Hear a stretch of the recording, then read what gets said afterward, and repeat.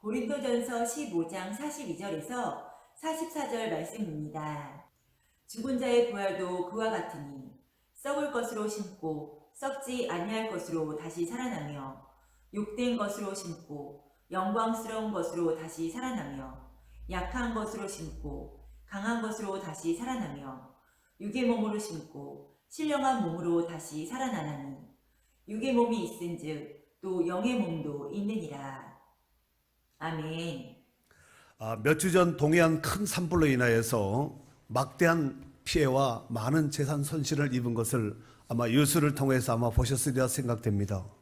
그리고 지난주에는 프랑스 파리에서 큰 불로 인하여서 12세기의 대표적인 건축물인 노트르담 대성당이 불타버린 걸 아마 보셨으리라 생각됩니다.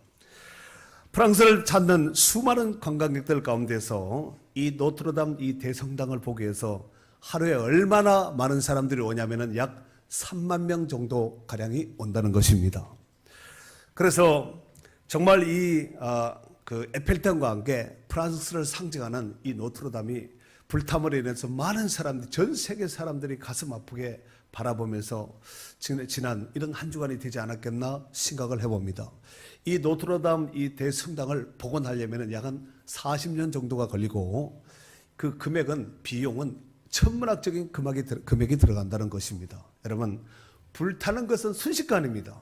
하지만 다시 복원하고 재생하고 다시 세우려면 그 수를 헤아릴 수 없는, 어쩌면은 진품보다가 전에 만드는 것보다 완벽하게 복원한다는 것은 아마 어렵지 않겠나 생각을 해봅니다. 그래서 다시는 이런 비극적인 역사가 산불도 일어나지 말아야 되고, 노트르담 성당뿐만 아니라 여러분의 집에도 불이 일어나지 말아야 되고, 직장에도 일어나지 말아야 되고, 일어나려면 우리 가슴에 성령의 불길이 일어나야 될 줄로 믿습니다. 할렐루야.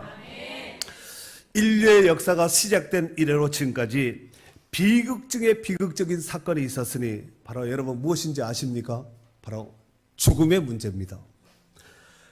이 죽음의 문제를 해결하고자 수많은 과학자들이, 수많은 의학자들이, 수많은 연구자들이 백방으로 뛰면서 수고했지만 이 문제는 여전히 풀지 못하는 숙제 과제로 남아 있습니다. 아마도 이 죽음의 문제는 우리가 생명 다하는, 인류 역사가 다하는 그날까지 아마 해결하지 못하는 과제요 숙제가 되지 않겠나 생각을 해봅니다. 여러분도 잘 아시다시피 오늘 고린도전서 15장은 부활장입니다. 고린도 교회는 사도 바울에 의해서 세워진 2차 전도 여행 때 세워진 교회입니다. 문제는 정말 고린도 교회는 우리가 신약 성경 안에 수많은 교회가 나오지 않습니까? 그 교회들 가운데 은사를 가장 많이 받은 교회가 아마 고린도 교회라고 해도 과언이 아닐 줄로 생각이 됩니다. 그런데 문제도 가장 많은 교회가 고린도 교회입니다. 뭐 제사 문제, 음행 문제, 뭐 은사 문제서부터 해가지고 뭐 온갖 것들이 다 드러나지 않습니까? 문제는 고린도 교회 가운데 어떤 성도들이 예수님의 부활을, 또 부활에 대한 것을 믿지 않는 성도들이 있었다는 것입니다. 고린도 교회 내부에 이런 문제가 대두된 그 이유는 아마 이 고린도 지역에, 여러분 지도상 보시면 아시겠지만 고린도 지역 그 위에 어디냐면은 헬라 철학의 본산지인 아테네가 그 위에 있습니다. 그래서 아마 이 헬라 철학의 영향력을 받아서 그럴 수밖에 없지요. 고린도뿐만 아니라 마케도니아 그 위쪽에서 전체적으로 유럽이 아마 이 헬라 철학의 영향력을 빠져나갈 수 없었으리라 생각됩니다. 헬라 철학에서는 영혼 불멸설을 주장하면서 육체의 부활은 인정하지 않습니다. 아마도 그 영향력이 자연스럽게 고린도 교회 성도들 가운데서 영향력이 미쳐지지 않았겠나. 원래 사도 바울이 복음을 전하기 전에 이미 고린도 지역, 이 아덴 지역, 이 마케도니아 지역, 이 지역들이 다 철학을 하다 물들어 있던 이런 지역입니다. 그런데 사도 바울이 가서 복음을 전하분에 의해서 그들이 예수 믿고 구원받아 하나님의 자녀가 되고 성도가 되고 일꾼이 되었거든요. 문제는 그러함에도 불구하고 이미 헬라 철학에 물들어 있는 이런 사람들이 부활이라는 것은 있을 수가 없다. 이미 바탕 베이스가 그렇게 되어 있으니까. 여러분, 우리나라도 유교 문화, 불교 문화가 뿌리가 깊거든요. 그래서 여전히 우리가 예수 믿고 신앙생활을 함에도 불구하고 여전히 우리 일상생활 가운데 사람이 결혼식을 한다든가 사람이 태어났다든가 사람이 죽었다든가 이사를 한다든가 이러면은 여전히 유교적인 어떤 주술적인 이런 것들이 우리는 잘한다 하지만 나도 모르게 이런 것들이 하는 것들이 있을 수가 있습니다. 12절 말씀해 보니까 12절 앞에 12절 다 같이 한번 읽겠습니다. 시작. 그리스도께서 죽은 자 가운데서 다시 살아나셨다 전파되었거늘 너희 중에서 어떤 사람들은 어찌하여 죽은 자 가운데서 부활이 없다 하느냐. 지금 이 성경은 어느 교회를 위해서 쓴 편지인가요? 고린도 교회를 위해서 쓴 편지입니다. 그러니까 사도 바울이 고린도 교회를 위해서 편지를 쓰면서 고린도 교회 성도들의 상태를 알았기 때문에 지금 이 12절과 같은 이런 말을 하지 않겠습니까? 너희 중에서 어떤 사람들은 한 것을 보아서 이미 분파가 무리가 지어서 아마 거의 분위기가 그런 분위기 아니었겠나.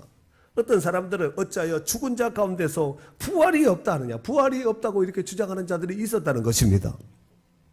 그리고 오늘 본문은 42절에서 44절까지지만 35절 말씀해 보니까 누가 묻기를 뭐라고 묻냐면은 죽은 자들이 어떻게 살아나며 어떤 몸으로 오느냐 하리니 그랬습니다. 질문의 요지는 두 가지지요. 어떻게 죽은 자가 사냐? 그러면은 살아난 사람은 어떤 몸으로 오느냐? 우리 같은 몸으로 오느냐? 다른 몸으로 오느냐? 이 두 가지 질문입니다. 이에 대해서 사도 바울이 두 가지 질문을 이제 답변을 하는 것이 36절 이하에 쭉 나오고 물론 오늘 본문에도 나옵니다. 자, 먼저 첫 번째 질문인 죽은 자의 부활이 과연 가능한 것인가?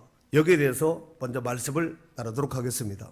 여러분, 사도 바울은 부활이 역사적인 사실이라는 것을 시인하기 위해서 오늘 고린도 전서 15장에 보면은 세 가지를 증명을 합니다. 그 첫 번째로가 부활의 첫열매이신 예수 그리스도의 부활을 언급하면서 예수님의 부활은 이미 성경에 이미 언급된 부활이요. 그 부활에 예언된 말씀이 성취되었음을 증거했습니다. 3절, 4절인데 여기에서 성경대로를 읽을 때는 세게 읽어요. 두 번 나오는데 읽습니다. 시작.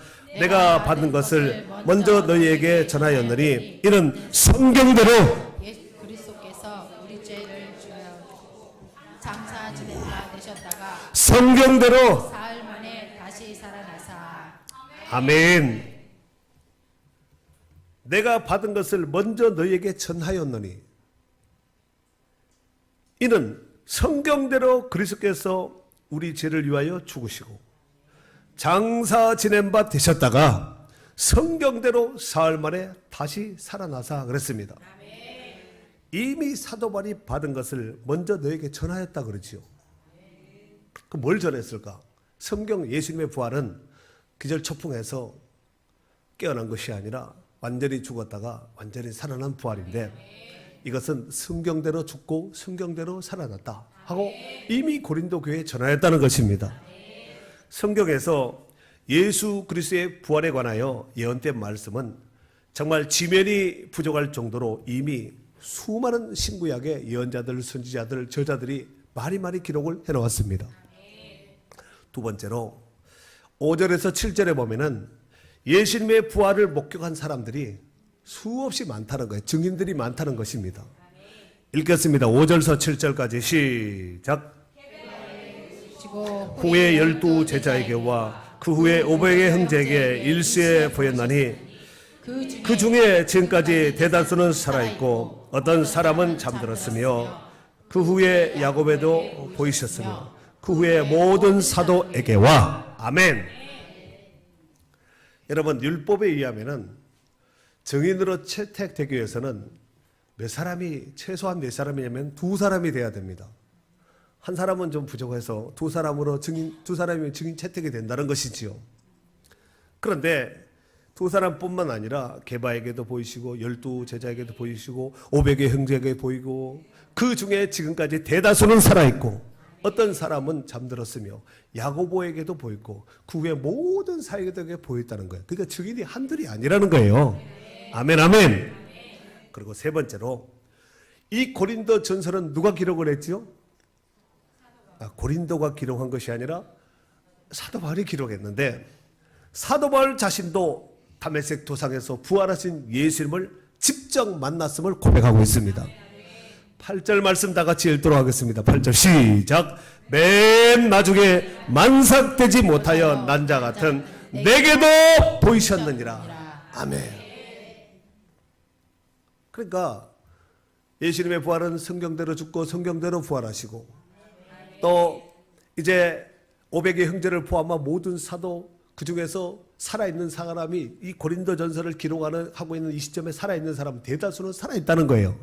그리고 맨 나중에 만삭되지 못한 자 같은 내게도 보이셨으니 하고 사도 바울이 예수님의 부활을 입증하고 있는 것입니다. 사랑하는 성도 여러분, 고린도 교회 가운데서 성도들 가운데 어떤 이가 생각한 것처럼 만약에 부활이 없다면 어떻게 될 것인가? 우리가 전도하는 것도 소용없고 기도하는 것도 소용없고 예배하는 것도 소용없고 헌신하는 것, 헌금하는 것도 소용없고 하나님 앞에 행하는 모든 것은 다 소용없습니다. 우리 앞에 12절서부터 19절까지 됐죠? 네, 읽습니다. 시작. 그리스도께서 죽은 자 가운데 다시 나셨다 전파되었거늘 너희 중에서 어떤 사람들은 어찌하여 죽은 자 가운데서 부활이 없다 하느냐. 만일 죽은 자의 부활이 없으면 그리스도도 다시 살아나지 못하셨으리라. 그리스도께서 만일 다시 살아나지 못하셨으면 우리가 전파하는 것도 헛것이요 또 너희 믿음도 헛것이며 또 우리가 하나님의 거짓 증언으로 발견되리니 우리가 하나님이 그리스도를 다시 살리셨다고 증언하셨습니다. 만일 죽은 자가 다시 살아날 일이 없으면 하나님이 그리스도를 다시 살리지 아니하셨으리라. 만일 죽은 자가 다시 살아날 일이 없으면 그리스도도 다시 살아날 일이 없었을 터요.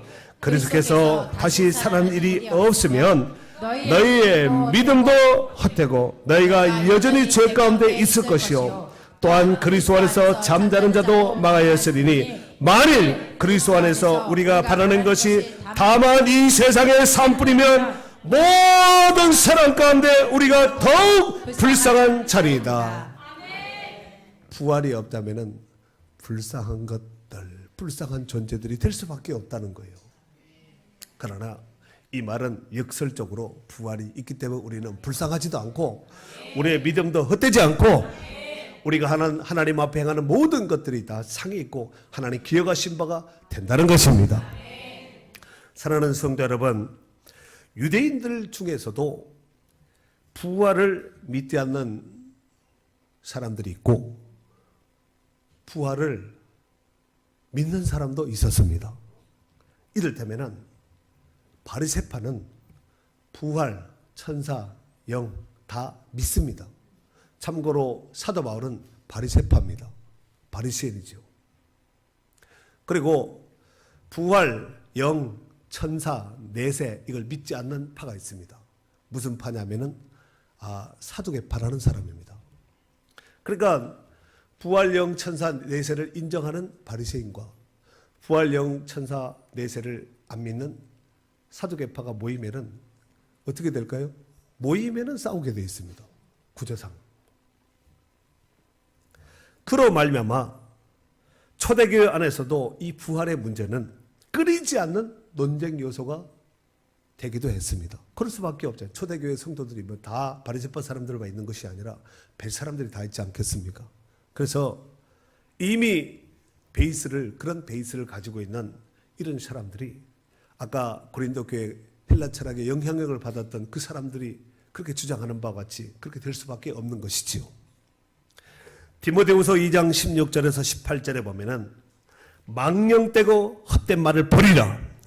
그들은 경건하지 아니하며 점점 나아가나니 그들의 말은 악성 종양이 퍼져나간 것 같은데 그 중에 후메네오와 빌레도가 있느니라. 진리의 관하에는 그들이 그릇되었도다, 잘못되었도다. 왜? 부활이 이미 지나갔다 하므로 어떤 사람들의 믿음을 다 무너뜨려 버렸다는 거예요. 부활이 지나갔다, 이미 끝난 시대에 무슨 소리 하냐, 이렇게 후메네와 빌레도라는 사람이 주장했다는 것입니다. 이렇게 주장하면은 그 가운데 또 그 주장이 맞는가 보다 하고 아무 개념 없이 또 따르는 사람들이 있지 않겠습니까? 사랑하는 성도 여러분, 사실 부활은 믿는 자나 믿지 않는 자나 다 부활합니다. 요한복음 5장 29절 말씀에 보면은 선한 일을 행하는 자는 생명의 부활로, 악한 일을 행한 자는 심판의 부활로 나오리라 그랬어요. 다 부활합니다. 문제는 어떤 부활이냐가 중요합니다. 성경에서는 사람의 몸을 영과 육의 결합체로 결합되어서 구성되었다고 말씀하고 있습니다. 인정하시죠? 죽음이란 우리 영혼이 육신을 떠나가고 육신은 흙으로 땅으로 돌아가는 거예요. 그런 말미암아 성도들의 영혼, 성도들이 죽으면은 천사들에 받들려서 그 영혼은 천국에 들어가서 평안을 누리는 겁니다. 하지만 불신자의 영혼은 지옥으로 떨어져서 끊임없는 고통을 받게 되는 것입니다. 그 후 예수 그리스도께서 재림하실 때에 성도들의 영혼은 지금 뭐가 어디로 갔다 그랬죠? 영혼은 천국 갔으니까 예수님 재림하실 때 그 영혼을, 영적인 영혼을 데리고 오신다는 거예요. 그 땅에 묻혀있는, 썩어있는 그 육신을 일으킨다는 거예요. 그래서 결합되어서 영원한 하나님 나라의 천국에서 영생을 하게 되는 것입니다. 반면 불신자들의 영혼은 오겠지요. 육과 결합을 해서 영원한 지옥불에 떨어져서 영원한 고통을 받게 된다는 것입니다.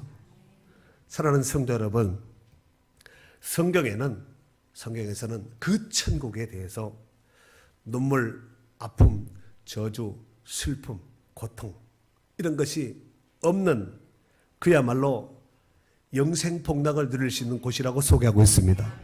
하지만 지옥은 불과 유황불이 타는 곳이요, 또 그 불로서 소금 치듯함을 받는 고통이 임하는 것이요, 한 번 들어가면 다시는 나올 수 없는 영원한 저주의 처소라고 소개하고 있습니다.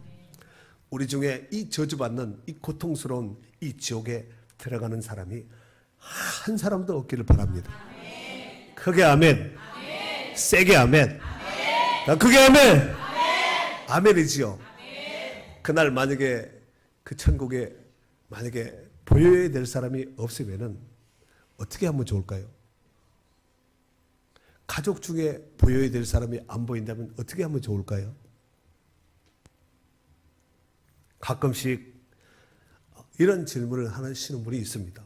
성도들 가운데 사람의 육신이 죽으면은 어디로 가요? 땅으로 가는 거예요. 흙으로 가는 거죠. 흙이 다 흙이 되어서 시간이 지나면은 흙덩이가 되고 먼지가 되어서 다 사라지고 뭐 뼈가루 흔적도 안 남을 텐데 어떻게 사람이 그 육신으로 다시 살아날 수 있다는 말인가? 이렇게 질문하는 사람이 있습니다. 여러분도 말은 하지 않지만 이런 질문을 가지고 궁금하신 분들이 있지요. 뿐만 아니라 화장을 해서 빻고 찢고 싹싹 갈아서 밀가루 같이 이렇게 곱게 갈아서 완전히 다 곱게 빻는데, 그리고 다 뿌리고 말았는데, 산에 들에 다 물에 다 뿌리고 나는데 어떻게 그 육신이 살아난다는 말인가? 이런 질문을 하는 사람이 있습니다. 그래서 화장을 끓이시는 분도 있을 수가 있습니다. 그리고 비행기가 날아가다가 공중 폭발되어서 완전히 다 그냥 비행기도 산산조각이 나서 다 공중불에 되고 다 흩어져서 없어지고 만데 어떻게 다시 살아난다는 말인가? 이런 이제 의구심을 가지고 질문을 해오시는 분이 있습니다. 이에 사도 바울은 당시의 사람들이 알아듣기 쉽도록 비유를 했는데 그 비유가 36절에 있습니다. 36절 다 같이 읽도록 하겠습니다. 읽습니다. 시작. 어리석은 자여, 내가 뿌리는 씨가 죽지 않으면 살아나지 못하겠고. 아멘. 어리석은 자라 그러죠. 네가 뿌린 씨가 죽지 않으면 살아나지 못한다는 거예요. 여러분, 이것은 이제 씨앗이니까 식물의 세계를 비유한 것이지요. 농부가 봄에 씨앗을 뿌립니다. 씨앗을 파종하고 나면은 그 씨가 반드시 썩어야 됩니다. 썩어야지 생명이 튀어나오는데 이게 생명의 신비인데 썩는다는 것은 곧 죽는다는 얘기거든요. 그리고 썩고 나면은 죽고 나면은 그 씨가 완전히 흔적 자체 사라져 버려야 된다니까요. 거기서 이제 싹이 나오고 줄기 나고 잎이 나고 열매가 맺는 것입니다. 농사 안 지어도 이 정도 기본은 아시겠죠? 요한복음 12장 24절에 예수님이 이런 말씀을 하셨죠. 내가 진실로 진실로 너에게 이르노니 한 알의 밀이 땅에 떨어져 죽지 아니하면 한 알 그대로 있고 죽으면 많은 열매를 맺느니라 그랬습니다. 죽어야지만 열매가 맺는다는 것이죠. 이러보건대 식물의 세계도 자연 법칙에도 이 부활의 진리가 담겨져 있음을 보게 됩니다. 인정하시지요? 두 번째 질문이 뭐였지요? 부활, 죽은 자 가운데서 부활하면은 어떤 몸으로 오느냐? 첫 번째 질문은 뭐였지요? 어떻게 죽은 사람이 살아나 부활할 수 있느냐? 그 첫 번째 질문이고, 두 번째 질문은 그렇다면은 그 죽은 사람이 살아났다고 해. 그러면은 어떤 몸으로 오느냐? 이게 이제 두 번째 질문이거든요. 37절서 41절까지 읽도록 하겠습니다. 됐지요? 읽습니다. 시작.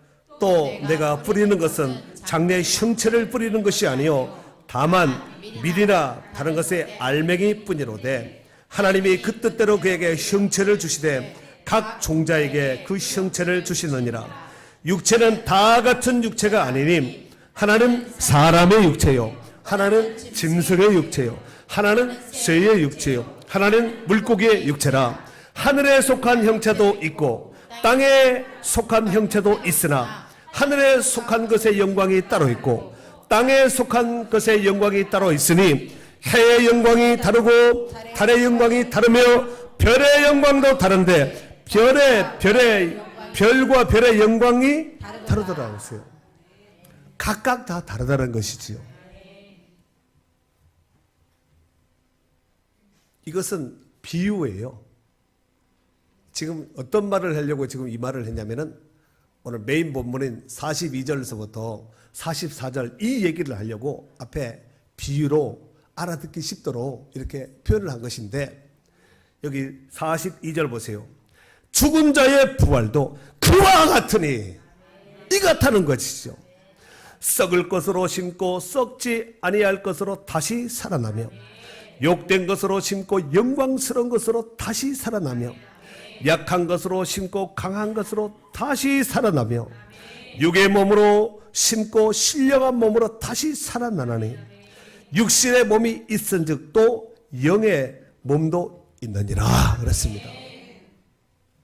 여기에 42절, 43절, 44절 요 각 절에 다시 살아나며 끊임없이 반복하고 있죠. 다시 살아나며 다시 살아나며 다시 살아나며 하고 짧은 세 절 안에 이렇게 다시 살아나며 그러니까 부활이지요. 부활이라는 것은 다시 살아난다는 얘기입니다. 이게 기절했다가 깨는 것은 다시 살아나는 것이 아니에요. 완전히 손 똑 떨어져 의학적으로 봤을 때 죽음, 사망 이 진단 이후에 다시 살아나는 것을 부활이라고 얘기하는 것입니다. 다시 살아나며 라는 문자가 반복된다는 것은 반드시 살아난다는 얘기입니다. 그리고 심은 씨앗과는 비교할 수 없는 몸으로 다시 살아남을 말씀하고 있습니다. 부활도 마찬가지라는 거예요. 부활도. 걱정하거든요. 성형수술 한 사람들 성형수술 전의 모습으로 부활되나요? 성형수술 이후의 모습으로 부활되나요? 그렇게 질문할 수 있습니다. 여러분 어떻게 부활됐으면 좋겠어요? 전, 후. 네. 우리가 결정한 것은 아니고 씨와 형체는 모양은 천지차이예요. 천지차이입니다. 개구리가 뭘 낳지요? 올챙이? 알 낳는데 알을 낳잖아요. 근데 개구리하고는 닮았어요, 안 닮았어요? 비교가 안 됩니다. 옥수수 심어, 옥수수. 옥수수는 씨를 심어요. 옥수수 통으로 심어요. 몇 알씩 심지요? 두 알 심는데 정말이 두 알 심어요. 씨는 요만하죠. 근데 다 자라는 형체는 어때요? 옥수수 달린 완전히 틀립니다. 완전히 틀려요. 새도 알을 낳지요. 알. 그러면은 거기서 뭐가 돼요? 이제 부화돼서 새 새끼가 나오겠죠. 그러면 걔가 날 수 있어요, 없어요? 성체가 아니기 때문에 날 수가 없겠죠. 새인데도 못 날아요. 지나면은 깃털이 나고 이제 정말 제대로 되면은 이제 완성된 새가 되겠지요. 이 알과 새는 비교할 수 없습니다. 부활도 그렇다는 얘기예요. 지금은 이런 몸이지만 부활했을 때는 영광체를 더 띈다는 거예요. 게임이야. 천사는 게임도 안 되는 거예요. 그 변화된 모습으로 옆에 있는 사람이 변화됐다고 생각을 해보고 한번 여러분이 상상할 수 있는 최고의 모습으로 한번 바라보세요. 비웃지 말고.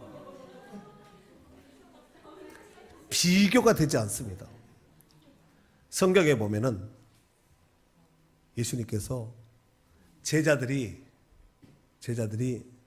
예수님의 실존적 모습을 볼 수 있도록 한번 보여준 적이 있습니다.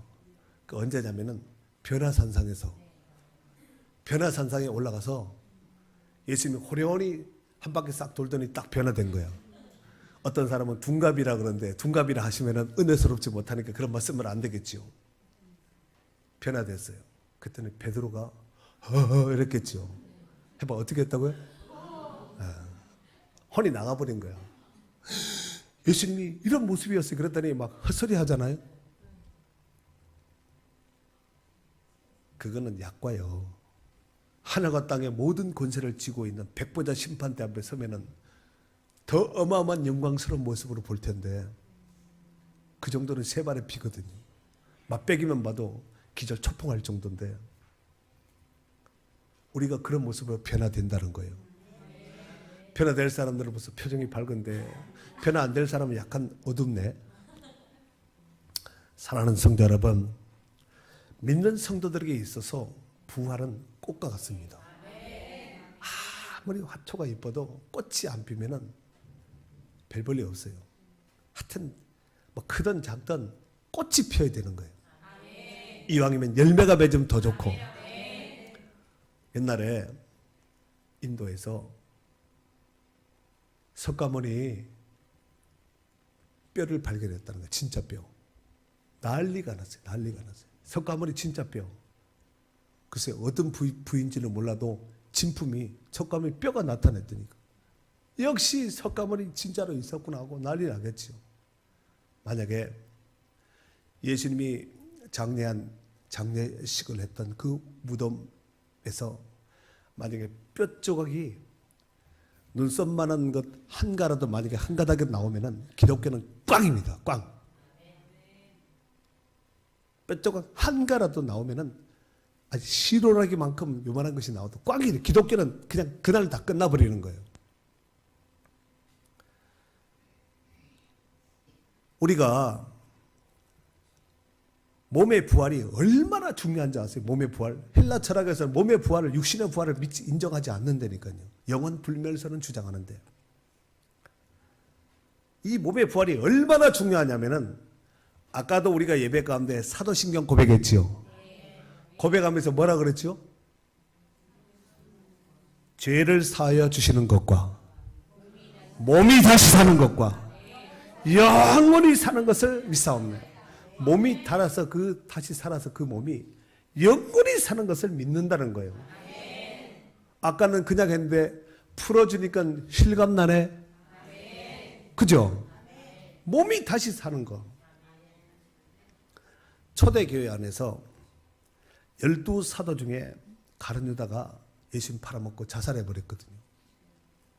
그래서 12사도가 되어야 되는데 이 수가 안 맞아요. 11사도가 되니까 12사도의 그 숫자를 채기 위해서 초대교회 성도들이 모여서 복을 선고합니다. 복을 선고해. 한 사람을 땜빵에 집어넣어야 될 거 아니에요. 가룟 유다 자리에다가. 그런데 이 복을 선고한데 그 선거의 기준점이 뭐냐면은 부활의 증인이 되어야 됩니다. 사도행전 1장 22절 말씀에 보면은 항상 우리와 함께 다니던 사람 중에 한 사람을 세워 우리와 더불어 예수께서 부활하심을 증언할 사람이 되게 하여야 하리라 하거늘 그랬습니다. 그 사도는 뭐 하는 사람이에요? 예수님 부활을 증거하는 사람이라는 얘기예요. 복음 중에 복음은 예수님이 부활한 거. 다른 종교는 명함도 못 내밀어요. 무슨 석가모니가 무슨 깨달음을 무슨 말씀을 했어. 예수님 부활했어요. 이러면 끝나버리는 거예요. 예수님 부활해서 이 말은 뭐야? 석가는 부활하지 않았다는 얘기거든요. 싸우자는 얘기가 아니라 진리를 얘기하는 것입니다.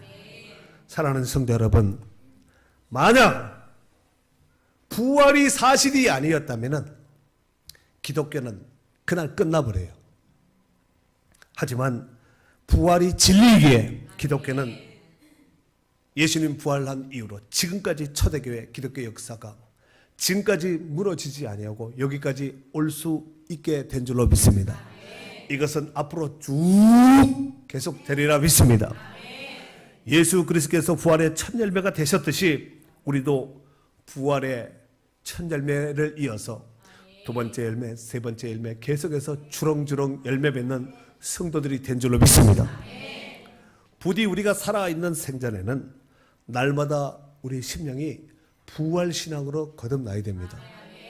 예수님을 만나고 성령을 받고 거듭난 자와 예수님 만나지 못하고 벌하신 주님을 만나지 못하고 성령으로 거듭나지 못한 사람은 신앙생활이 양질적으로 완전히 틀립니다. 어떤 이는 정말 신앙인 성도고 어떤 사람은 종교인이 있습니다. 이 안에 있다니까요. 여러분은 어떤 것 같습니까? 자기가 알고 하나님이 압니다.